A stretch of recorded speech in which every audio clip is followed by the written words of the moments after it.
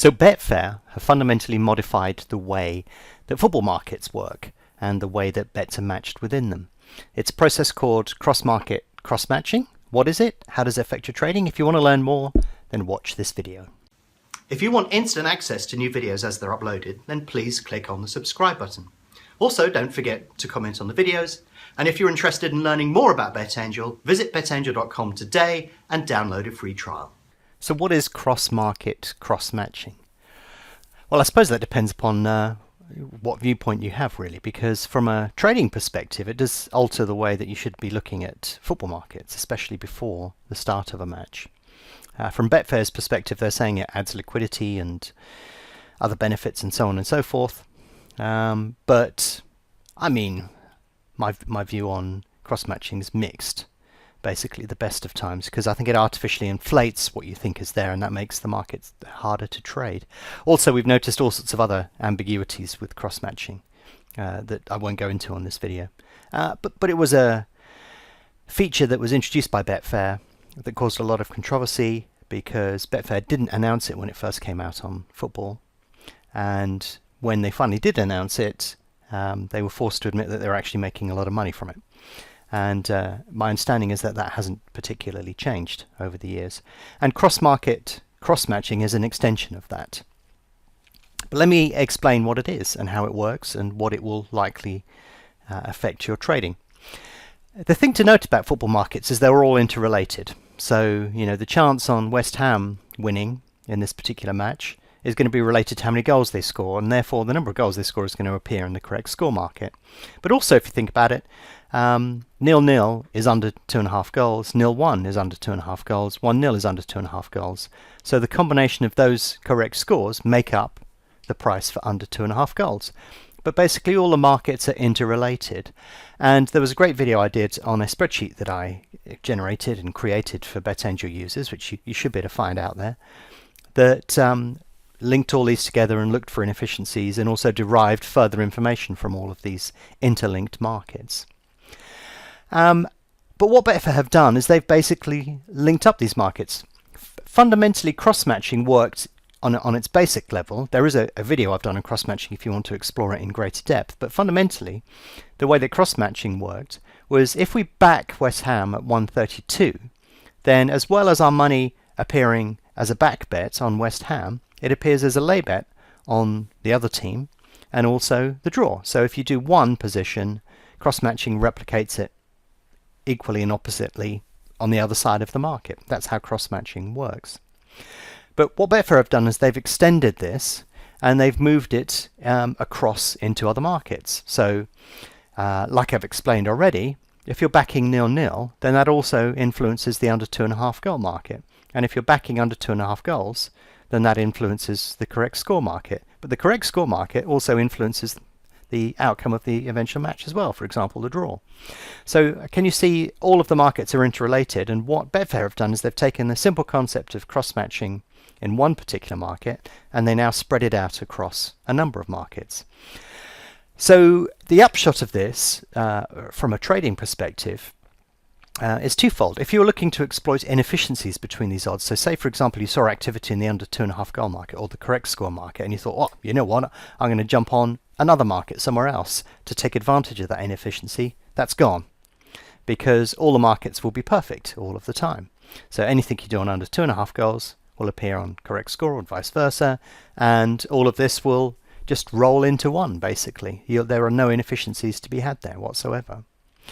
But also, if you think about it, if say we've got some money on West Ham and we're trying to trade that money out at some particular point in time, or let's actually do under 2.5 goals, that's an easy one to explain. Let's say we've got loads of money on under 2.5 goals. We put our money in the order queue, we're waiting for that money to be matched. Now, you may be making an estimate of when you think that money will be matched, where you think you are in that queue, where your position in that queue is. But of course, the problem that you've got with cross-market cross-matching is you have no idea who's on the other side. And if somebody goes to place a bet in the correct score market, that may actually appear in the under 2.5 goal market.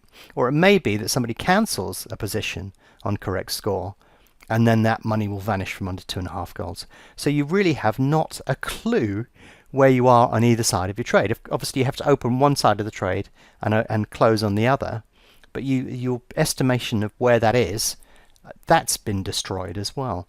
So that will make it a little bit harder to be able to understand where you are in the queue at any one point on any one of these markets, because you don't know where the money is, where it's coming from, where it's going to, or how much has been matched on which market. It all gets very confusing.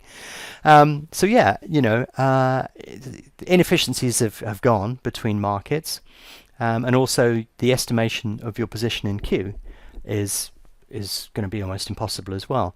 Now, I'm expecting some modification in behavior in the markets because of the introduction of this feature, and I'll be measuring it to try and understand what impact that has. I don't know is the honest answer at this particular moment in time, but I'll find out fairly quickly when we get more liquidity into the markets.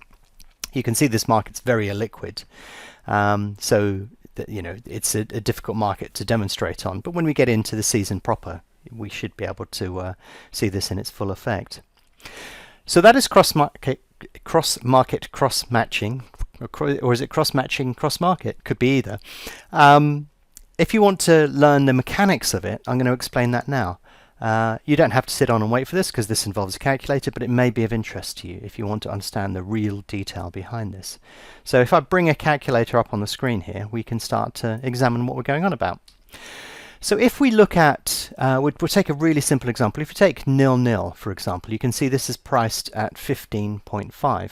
If I go onto the calculator and I do 1 divided by 15.5, then you can see that says 6.4, or 0.064 it says actually, but that's 6.4%, or thereabouts.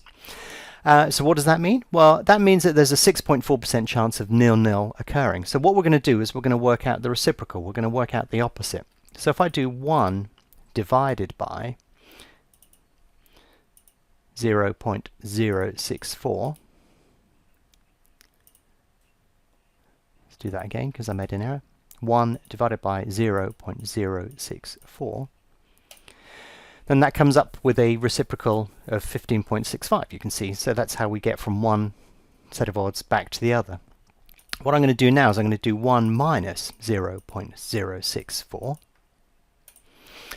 And that means that while there's a 6.4% chance of 0-0 occurring, there's a 93.6% chance of it not occurring. So if we convert that into odds, we'll do 1 divided by 0.9. Like that. And you can see that it basically converts that back into odds. So all of a sudden, we're looking at not 0-0 as being 1.07 roughly in odds. So there are no such odds as 1.06, 8, but there are odds of 1.06 and 1.07.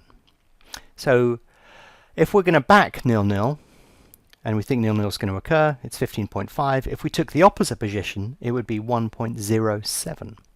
So if we're saying there will definitely be a goal at some point during this match, it's 1.07. How can we pick up on that in the market? Well, we would go to total goals. So let's bring up total goals. If I scroll down here a little bit, it's somewhere down here.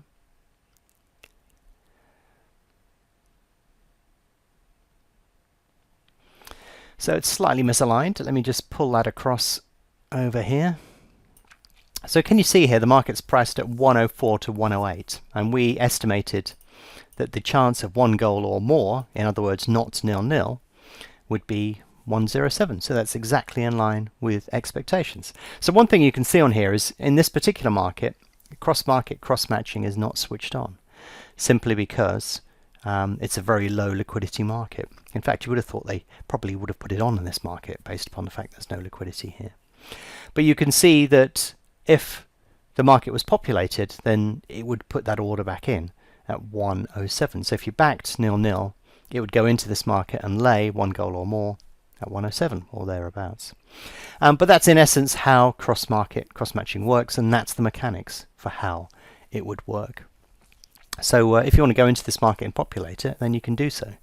Because if you can get matched at 105, there's a little bit of an arb here. And that's how people would traditionally exploit the differential between markets. But of course, when cross-market cross-matching is switched on, there is no inefficiency and there's nothing that you can do about it, and therefore no money to be made. But anyway, there's a summary of cross-market cross-matching and also a description of the mechanics of how this particular thing works within the market. And I hope that's been helpful to you. If you're interested in learning more about BetAngel, visit betangel.com and download a free trial today.